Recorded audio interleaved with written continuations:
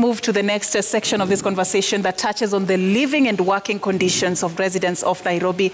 The key issue has been housing. And in this city, 9.3% of Nairobians, only 9.3% own homes. The others are renting units in different places. And also, it is a city that, according to statistics by the Kenya National Bureau of Statistics, 80% of the people who live in informal settlements across the country live in Nairobi. There's a huge housing crisis in this capital. Esther, I'll begin with you. If elected governor, how will you seek the housing crisis in Kenya's capital? Well, I would start with the housing crisis with the most affected areas, like the slum areas. And I would partner with the landlords who will sit down with the consultation and find out how we can be able to improve what is already there. For example, if I take Kibera slums, those are settlements where there are landlords who are owning those small houses. But if I came in as a governor and had a partnership with them where we improve the housing, we improve the condition that people live in there, and I'll come with support, like give money so that we can improve, and yet the people staying there will not pay a higher cost, but they'll still remain paying that because I've already chipped in some money to improve their living conditions. That's how I would tackle it. Then I would partner with the investors to build affordable housing. Thank you. Thank you so much. Your time is up. Allow me, Esther, to add you 30 seconds, because you have mentioned Kibera, which is a constituency in Nairobi County. And as per the Kenya National Bureau of Statistics in 2019 census, this is a region or part of Nairobi which has a population density of 712 times what ought to have been 68,000 people per square kilometer. That's a homework, isn't it? That's a steep slope for you. How will you operationalize decongestion of informal settlements, which account for 80% of Nairobi's population, and Kibera being an example that you have fronted? Well, I wouldn't look at moving these people. I know there is cheap housing, affordable housing that was built for them, high-rise being one of them, but they never moved in there. They still came back to their own settlement. So what I would look at is improving, not really moving them away, because they are used to that place, they are comfortable in that place, but how best can I improve their living standard? And your time is up. That's what I would focus on. Asante, thank you. Haman, yes, I come to you. Housing is a national government function, and therefore, again, another cooperation is needed between the county government and the national government. We already are falling short of the targeted 250,000 household units to be delivered.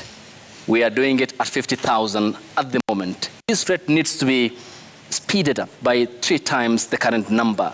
What's your cooperation with the national government if elected governor, and how will you address the problem of housing congestion in the city? Okay. So the question is based on supply being too low and demand being too high.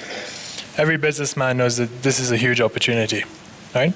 So if you look at the structure of the country, you've got your upper class, middle class, and lower income groups, and each needs a different solution for housing, because you wouldn't expect someone that's earning over 2 million shillings per month to be provided with the same solution as a lower class person.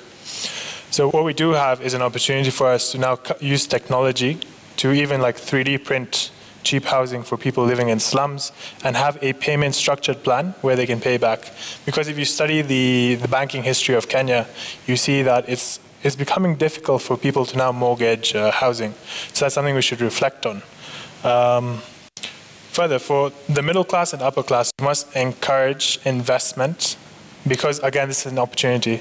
If I give you a loan to build apartments, I now have the opportunity to earn from interest, and we've succeeded in building apartments. Your time is up, but I add you 30 seconds. Proceed. Okay. And what I've also studied is, so aside from the whole aspect of this being a business opportunity for us in terms of providing housing to low income, middle income, and upper class people for housing, we also need to reflect on how there are a lot of unemployed people in Nairobi. So I've studied all the manifestos for different candidates, and someone like Wajakoya has spoken of making Isiolo the capital of Kenya. I understood the logic, but this is also something that can be applied here. Because there's too much demand in Nairobi, what if we set up organizations in other counties where people can earn and also find housing? So I think that's something we should also encourage to decongest Nairobi. Thank you so much, Mr. Grawal. Now we come to you, Mr. Nyamoamu. How do you seek to fix the housing crisis in the capital under your administration, if elected? So for me, I think it's many factors, but the biggest factor is the economic factor. A lot of people opt to go to the informal sectors because they can't afford whatever is available. For example, in Kileleshwa, there's a lot of apartment units that are available for rent, but they are unaffordable because people don't have the disposable income to go and rent those apartments. So my solution would be, one, to encourage investors to invest in these areas or areas proximity to the slum areas, so that these people can get places they can go to and work. That's number one. So instead of having an industrial area or industries in industrial area, let's have industries in every constituency, so that people from Kibra they don't have to walk to industrial area, they can go find jobs nearby. So let's create investment in those areas.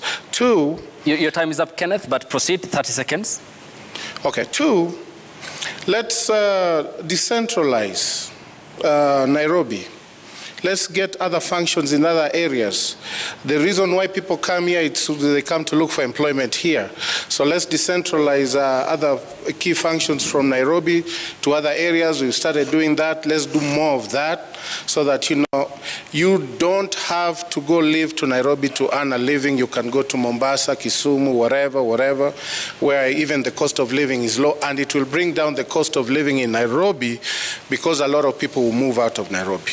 Thank you. That's how I look at it. Thank you so much. I come to you, Nancy Wamboi Mwadime of the Usawa kwa Wote Party.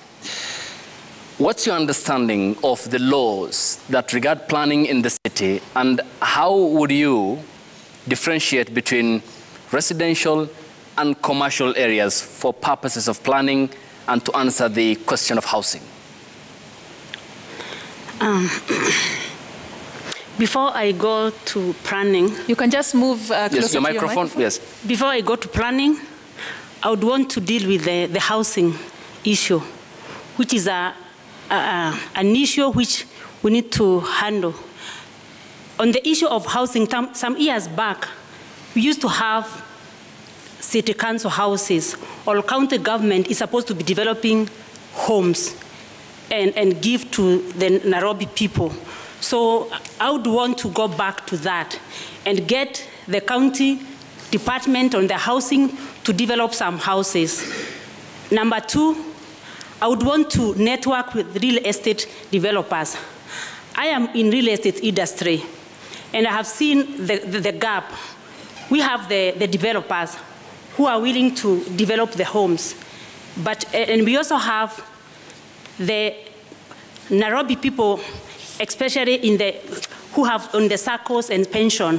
They want homes, but there is a gap in between, because the developers, the circle managers, they tell developer they want a ready home, yet they have money lying in the bank. Your time is up, but 30 seconds. When you talk about the real estate industry where you are a subscriber to, do you have an understanding of the complaints lodged in a court of law against you by your employers of mistreatment and lack of pay? I do have, because when you are a developer and the economy is affected, our work is affected. And most of the complaints we have is that we are not finishing the houses. But the problem is not really the developer 100%. It goes all the way to the economy. Because when we don't have an atmosphere for the business, as a developer, you start your development, and because of the atmosphere, you are not able to receive the buyers for the homes, and you are not able to complete your development. But in this case, what I'm trying to say